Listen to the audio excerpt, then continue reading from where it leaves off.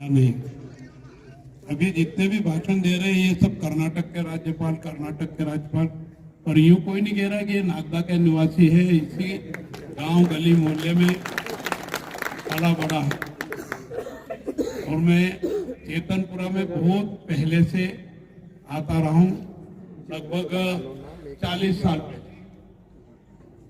यहाँ के जो पुराने लोग हैं वो अच्छी तरह से जानते हैं। बाबूलाल जी बैठे हैं, गोपीलाल जी बैठे हैं। ये पहले हमारे साथ एक मोहल्ले में घूम घूम करके समस्याएं बताते रहते। जब मांगीलाल जी शर्मा, हनुमान प्रसाद जी शर्मा और हम सब लोग आते थे तो इस मोहल्ले के सुधार के लिए ये सब लोग मिलकर के बातें बताते थे और हम प्रयास करते रहते थे। सारे नागदा के विकास में हमने कर्तव्य निष्ठा से, ईमानदारी से, नगर के निवासी होने के नाते और जनप्रतिनिधि होने के नाते अपने कर्तव्यों का पालन करते हुए नागदा के हर प्रकार के विकास कार्यों में योगदान दिया। आप देख रहे हैं नागदा पहले कैसा था और अब कैसा है।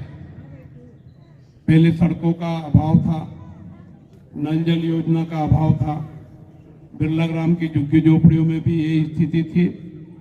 हमने इन सब परिस्थितियों से संघर्ष कर करके और जब सरकार बनी तो सरकार के सहयोग से, भारत सरकार और राज्य सरकार के सहयोग से विकास करने का काम किया है। आज आप और हम सब ये विकास होते हुए देख रहे हैं। पिछले कुछ वर्षों से विकास की गति तेज हुई है और जल्दी जल्दी और तेज गति से और अच्छा विकास हमको देखने को मिल रहा है। देश की आजादी के 75-76 साल पूरे हो गए। आप देखते हैं हर क्षेत्र में तेज गति से विकास हुआ है। उसमें कोई भी सरकार रही हो, आजादी के समय से लेकर अभी तक सभी सरकारों का कुछ न कुछ योगदान रहा है। पर पिछले 8-10 वर्षों से ये विकास की गति बहुत तेज हुई है और देश की आज़ादी की लड़ाई लड़ने वाले महापुरुषों ने सोचा था कि देश आज़ाद हो जाएगा, हम फिर से विश्व गुरु बन जाएंगे, देश फिर से सोने की चिड़िया कहलाएगा। पहले कहते थे ना हिंदुस्तान को सोने की चिड़िया, विश्व गुरु। अब ये सोने की चिड़िया बन जाएगा, इसका मतलब देश की अर्थव्यवस्था मजबूत हो जाएगी। और मुझे ये कहते हुए बहुत खुशी है कि दुनिया के अग्रणी देशों में भारत की अर्थव्यवस्था 5वें स्थान पर पहुंच गई है। रूस, चीन, जापान, जर्मन ये चौथे स्थान पर है। 5वें पर फ्रांस था, उस फ्रांस की जगह भारत ने 5वां स्थान प्राप्त कर लिया और अब नरेंद्र मोदी जी ने इसको दुनिया के देशों में 3रे स्थान पर ले जाने का संकल्प लिया है और ये संकल्प आप सब लोगों के भरोसे पर लिया है। और मुझे विश्वास है कि आने वाले 2-3 वर्षों में भारत की अर्थव्यवस्था दुनिया के देशों में 3रे स्थान पर पहुंच जाएगी। आज़ादी के 75-76 साल हो गए तो आज़ादी के दीवानों ने ये सोचा था कि देश आज़ाद होगा, फिर से विकसित राष्ट्र बनेगा, विश्व गुरु बनेगा। तो उस दिशा में भी आपको दिखाई दे रहा है कि भारत का मान सम्मान सारी दुनिया में बढ़ा है, भारत में भी बढ़ा है। और एक समय ऐसा था जब देश का प्रधानमंत्री विदेशों में जाता था तो उनको सम्मान नहीं मिलता था, रिस्पांस नहीं मिलता था। वहाँ के राष्ट्रपति, राष्ट्राध्यक्ष उनसे मिलने में भी संकोच करते थे। परंतु अब नरेंद्र मोदी जी जहाँ भी जाते हैं, कुछ देशों के राष्ट्राध्यक्ष ने तो उनके पांव भी छू लिया। अब ये जो सम्मान मिला है वो नरेंद्र मोदी जी हमेशा कहते हैं कि भारत के 140 करोड़ जनता का सम्मान है और ये सही है। आपका आशीर्वाद नरेंद्र मोदी जी को और भारत सरकार को और राज्य सरकारों को मिल रहा है। इसके कारण देश का सम्मान सारी दुनिया में बढ़ा है और मोदी जी ने देश की जनता की अपेक्षा के अनुसार भारत को देश की आज़ादी के 100 साल जब पूरे होंगे तो विकसित राष्ट्र बनाने का संकल्प लिया है और इस संकल्प में आप और हम सब सहयोग दे ऐसी अपेक्षा की है। मुझे विश्वास है कि संकल्प लेकर के जो कर्तव्य निष्ठा से कठोर परिश्रम करेगा तो भारत विकसित राष्ट्र बनेगा और जब भारत विकसित राष्ट्र बनेगा तो आपका और हमारा सबका सम्मान भी बढ़ेगा। भारत में एक प्रमुख समस्या सारी दुनिया में है, पर्यावरण बिगड़ रहा है और पर्यावरण को सुधारने के लिए आप और हम सब छोटा छोटा सहयोग करेंगे तो इसमें सुधार की गुंजाइश होगी।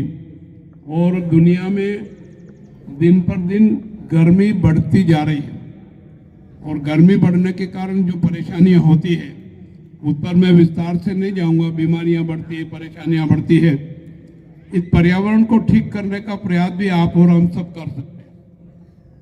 गांव गली मोहल्ले में वृक्षारोपण वगैरह करने की व्यवस्था करना, फिर जल का संरक्षण और संवर्धन दोनों करना, पानी का आवश्यकता अनुसार उपयोग करना और उसको इकट्ठा करके रखना, नहीं तो गर्मी में परेशानी होती है। और पानी 1000 फीट से ज्यादा नीचे जमीन में पहुंचता जा रहा है। ट्यूबवेल खोदो तो भी पानी नहीं निकलता है, इसलिए पानी को रोकना और उसका सदुपयोग करना, इसकी भी महती आवश्यकता है। हालांकि नागदा में इस प्रकार की समस्या आने वाली नहीं है, पर्याप्त पानी है। चंबल नदी में भी है और आसपास की जो नदियां चंबल नदी में मिलती है उसके कारण भी पानी की कमी नहीं है। परंतु हमने, सांसद जी ने और हमारे पूर्व विधायक जी ने मिलकर के नर्मदा का पानी नागदा में ला करके नागदा वासियों को पिलाने का प्रयास किया। योजना मंजूर हो गई, योजना की कार्रवाई चल रही है। आप जब उज्जैन से आते जाते हैं तो देख रहे होंगे पाइपलाइन बिछी है, बीच में फिल्टर प्लांट के लिए टंकी बनी है। निश्चित रूप से उसका पानी अगले साल अर्थात शुरू हो गया ये साल, इस साल के अंत तक हमको मिलेगा, तो पानी की किसी प्रकार की कोई कमी नहीं रहेगी। अब मुझे बहुत ज़्यादा कहने की आवश्यकता नहीं है। नागदा को आप भी देख रहे हो, मैं भी देख रहा हूँ, पहले कैसा था आज कैसा है। निश्चित रूप से सुधार हुआ, वो सुधार को बनाकर रखने की जरूरत है। सारे देश में स्वच्छता अभियान चलाया जा रहा है, स्वच्छता अभियान चलाने की जरूरत है। हम हमारे घर का कचरा बाहर सड़क पर नहीं फेंके, छोटा डस्टबिन रखे, डस्टबिन में इकट्ठा करें और नागदा नगर पालिका की कचरा गाड़ी जब आती है तो उसमें डाल के घर आंगन को साफ सुथरा और सड़क को साफ सुथरा रखे ताकि बीमारी कम होती है। इंदौर का उदाहरण है, इंदौर दुनिया का या देश का सातवें साल में भी सबसे स्वच्छ शहर है और 7 साल से जब स्वच्छ शहर के रूप में उसकी पहचान बनी तो सर्वे हुआ, डॉक्टरों ने सर्वे किया, दूसरे संस्थाओं ने सर्वे किया और ये निष्कर्ष निकाला कि स्वच्छ इंदौर के कारण बीमारी जितनी मात्रा में पहले होती थी, मलेरिया वगैरह, वो उसमें काफ़ी कमी आई है। ऐसी अनेक प्रकार की बीमारियां जो गंदगी फैलने से होती थी उसमें बहुत बड़ी मात्रा में कमी आई है। और जब बीमारी में कमी आई है तो अपना शरीर भी स्वस्थ रहता है, पैसा भी कम खर्च होता है और उस पैसे का उपयोग जो दवाई में खर्च होता था वो हम दूसरे कामों में कर सकते हैं। फिर बच्चों को पढ़ाने की आवश्यकता है। मैं भी अनुसूचित जाति वर्ग का हूँ।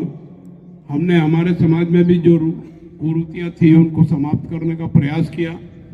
मैं आज भी आप लोगों से निवेदन करना चाहता हूँ कि हम कुरीतियाँ छोड़ें, रूढ़िवादिता छोड़ें और व्यसन मुक्त हो। किसी भी प्रकार का नशा अगर हमारी आदत में है तो उसको छोड़ने का प्रयास करें। मैं जीवन भर में नशा मुक्त रहा हूँ, व्यसन मुक्त रहा हूँ और भगवान की दया से स्वस्थ हूँ। और इसलिए मेरी धारणा है कि जो स्वस्थ रहना चाहता है, कभी बीमार नहीं होना चाहता है, तो वो व्यसन मुक्त रहे। अब व्यसन मुक्त होने के बहुत सारे फायदे हैं। जो पैसा हम शिक्षा में खर्च कर सकते हैं वो हम पीने खाने में लगा देते हैं, उससे घर परिवार की स्थिति अच्छी होने की बजाय कमजोर रहती है। मेरे मोहल्ले में मैं उदाहरण देता था, 20 लोगों का, सब बिरला उद्योग में नौकरी करते हैं, एक बराबर की तनख्वाह है, मान लो 20,000 रुपये महीने की तनख्वाह है, एक घर में रेडियो, टीवी और अच्छा फर्नीचर, दूसरे में थोड़ा कम है, तीसरे में एल्यूमिनियम के बर्तन भांडे भी ठीक से नहीं मिलते।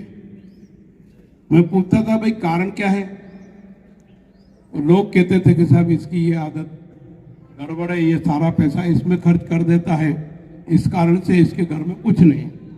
और जो कम खाता पीता है उसके घर में थोड़ी और अच्छी स्थिति है, और जो एकदम नशा मुक्त, व्यसन मुक्त है, उसके घर में आवश्यक सामग्री सब प्रकार की मिलती है, और उनके बच्चे पढ़ लिख करके ग्रेजुएट हो गए, पोस्ट ग्रेजुएट हो गए, और अच्छी खासी नौकरी भी करने लगे।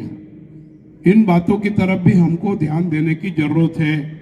छोटी छोटी बात पर अगर हमने ध्यान दिया तो हमारा परिवार एकदम स्वच्छ और सुधरा हुआ दिखेगा, और लोग हमारा सम्मान भी करेंगे, और नहीं तो कहेंगे अरे ये है, ऐसा है।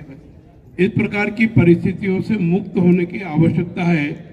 मैं आप सबसे अनुरोध करता हूं कि आप स्वयं स्वस्थ रहें, सुखी रहें, निरोगी रहें, और अपने घर परिवार के लोगों को भी रखें। फिर बच्चे बच्ची और माँ बाप की सेवा में भी अपना ध्यान लगाएं और उनकी सेवा करें। निश्चित रूप से पुण्य की प्राप्ति होगी। देशवासी अनेक सालों से अयोध्या में, जहाँ भगवान राम का जन्म हुआ था, वहाँ भगवान राम का मंदिर बनवाना चाहते थे। इसके लिए आंदोलन भी हुए। उस आंदोलन में मैं भी सम्मिलित था। जब आडवाणी जी ने रथ यात्रा निकाली थी तो देवास से शाजापुर तक मैं उनके साथ था। वो सपना भी साकार हुआ, और आज अयोध्या में भगवान राम का मंदिर निर्माण बहुत गति से आगे बढ़ा है, और प्राण प्रतिष्ठा भी हुई है। और ये 22 जनवरी ऐतिहासिक दिवस के रूप में है।